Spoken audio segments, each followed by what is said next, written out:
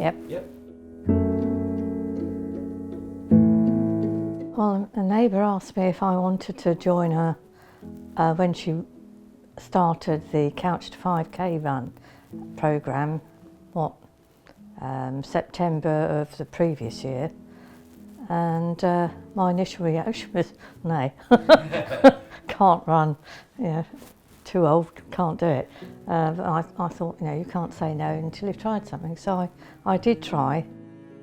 I lost my husband 3 years ago to cancer, so I needed a new direction and something new to do. And running has actually become a major part of my life now. You think you're ready for it because it's been coming. He was okay for a lot of the time, but it was the last year that he needed sort of nursing, looking after, if you like.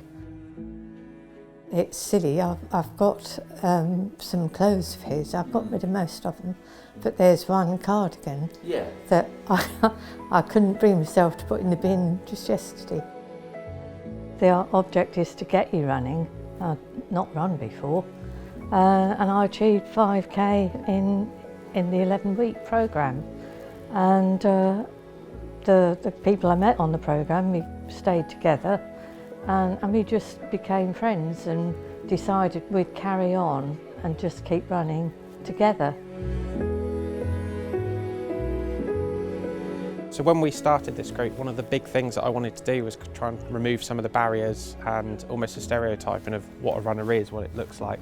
And so the sessions that we put together are based on being inclusive, so anyone can take part. So we're going to put our hands on our knees and make some circles with our knees. When I first started running, I struggled a lot with groups that I didn't really felt part of, so I wanted to be able to give that back. And when I got the opportunity to do that through CSF up here, with the support and numbers they can get along to these groups, I mean, you can see the impact it's having with people with all different walks of life, all different careers, and some of the friendships that have come about. You can't imagine those people would have potentially crossed paths if it hadn't have been for running. I used to be a financial advisor, I used to play amateur football, and I used to run a record label, so quite a wild life. And then 2009, I got hit by a car walking on a path in Norwich City Centre. I was in a coma for 3 days. It became clear over the next couple of years that I'd suffered a brain injury, as well as a fractured skull, smashed eye socket, and a fractured neck. I was then told that part of my brain was effectively dead, so Barclays retired me. Couldn't play football anymore, my business decisions were terrible, so the record label went to waste, and so everything that made me me ceased to be. I went on quite a downward spiral, you could say. Drink, suicide attempts, etc. I was pretty rubbish at all of them, as I'm still here, and I have a sick sense of humour. And then, my wife got me into running, and it saved my life. It gave me something positive to do when I was in a low place. It gave me something to do to filter out all the nonsense. I'm never going to be a super fast or super good runner, but to have the opportunity to encourage other people to maybe see that there's something they haven't tried before that they can do well, and it can potentially make a huge impact on all the other stuff, is what inspired me to do it.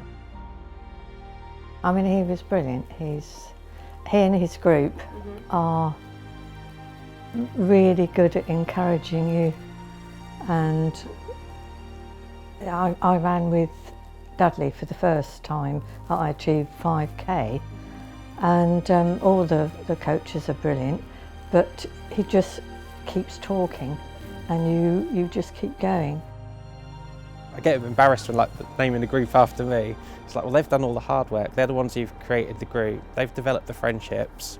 They're the ones who've made a WhatsApp group and chose to run together once or twice a week beyond the group sessions here. And even to the point, I believe it was end of last year, they took part in a 10K event and had a weekend in Airbnb together. And when you see people coming together like that socially, especially post-COVID, it's hugely rewarding. Did you ever think you'd be able to run 5K and 10K? No, not in a million years. Finding other people who benefited from my experiences, finding people who improved their own standards of living and well-being as a result of my accident kind of made it feel a bit worthwhile. And it's quite selfish because things like Dudley's Babes is the pat on the back that I need to get out of bed in the morning. If I was doing it for myself, I'd really struggle with that. You know, it'd be very easy to just sort of stay indoors and, you know, sit in a corner and do nothing. You have to get on.